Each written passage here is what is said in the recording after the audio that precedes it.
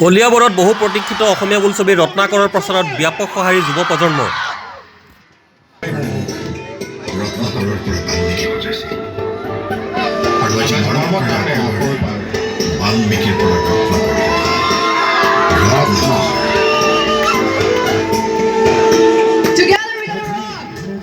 বুধবাৰে কলিয়াবৰত ৰত্নাকৰ টীমৰ আগমনক লৈ উৎফুল্লিত দেখা গ'ল যুৱ প্ৰজন্মক।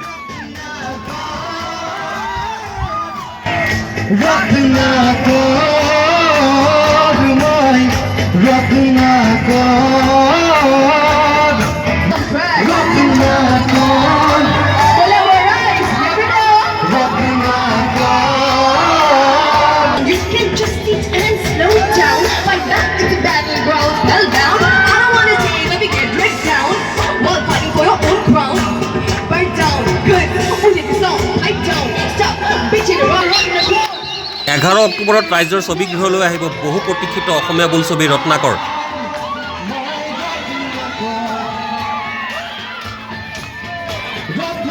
জুবিন গাৰ্গৰ কাঞ্চনজংঘাৰ পাছতে ৰত্নাকৰে এতিয়া যুৱ প্ৰজন্মৰ মাজত ব্যাপক সঁহাৰি লাভ কৰা পৰিলক্ষিত হৈছে।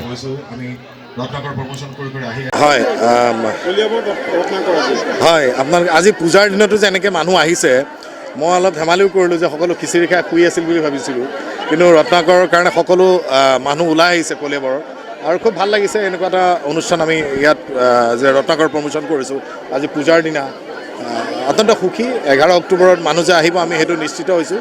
ছবিখন ভাল পাব বুলি আশা কৰিছোঁ। যিমান পাৰোঁ সিমান এখন ভাল ছবি উপহাৰ দিবৰ কাৰণে মই চেষ্টা কৰিছোঁ। মই বুলি নহয়, ৰত্নাকৰ টীমে চেষ্টা কৰিছে, কষ্ট কৰিছে সকলো।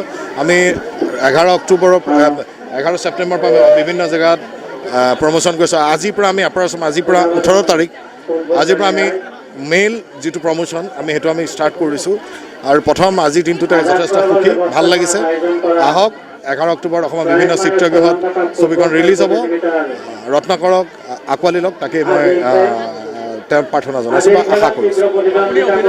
প্ৰত্যেকখন ছবি আচলতে হিট হয়, এইখন যিহেতু নিজৰ প্ৰডাকশ্যনৰ ছবি, ভাল এটা আশা কৰিছে নিশ্চয়। যিহেতু ৰত্নাকৰ এখন আচলতে চবৰে শিল্পী কলা কুশলীৰ এটা সপোন থাকে নহয়, যেনেকুৱা চৰিত্ৰটো পালে ভাল হ'ব নেকি, আৰু ৰত্নাকৰ মোৰ সপোনৰ চৰিত্ৰ, আৰু সেই সপোনৰ চৰিত্ৰটো আজি মই বাস্তৱত ৰূপায়ণ কৰিবলৈ চেষ্টা কৰিলোঁ। 11 অক্টোবৰ ৰিলিজ দিম। চাওকচোন যতীন বৰাইনো কি কৰিছে, এইটো এবাৰ সি চাওক, আৰু ইম'চনেল সকলোৱে কান্দিব লাগিব ছবিখন চাই, যিহেতু ইম'চনেল চিন বহুত আছে। সুন্দৰ অভিজিত ভট্টাচাৰ্য, সুন্দৰ কাহিনী চিত্ৰনাট্য সংলাপ অভিজিত ভট্টাচাৰ্য, মিউজিক জুবিন গাৰ্গ, আৰু প্ৰথমবাৰৰ কাৰণে মই টেকনিকেলি 5-6টা কেমেৰা লৈ মই শ্বুটিং কৰিছোঁ। বাহিৰৰ টেকনিচিয়ান আনিছোঁ, ফাইট মাষ্টাৰ, য'ত এটা নতুনত্ব দিবৰ কাৰণে চেষ্টা কৰিছোঁ। কাঞ্চনজংঘা সুন্দৰ মানুহে গ্ৰহণ কৰি লৈছে।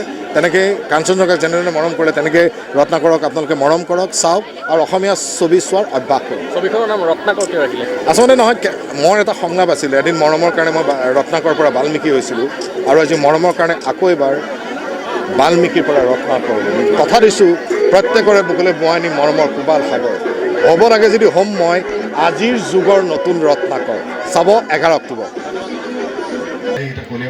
ছবিখনৰ প্ৰচাৰক লৈ ব্যস্ত হৈ পৰিছে ছবিখনৰ অভিনেতা অভিনেত্ৰী তথা অন্যান্য কলা কুশলীসকল।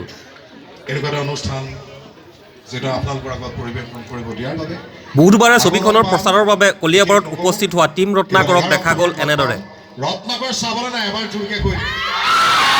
উঠৰিৰ পৰা ৱাহিদুৰ ৰহমানৰ প্ৰতিবেদন, কাজিৰঙা টাইমছ।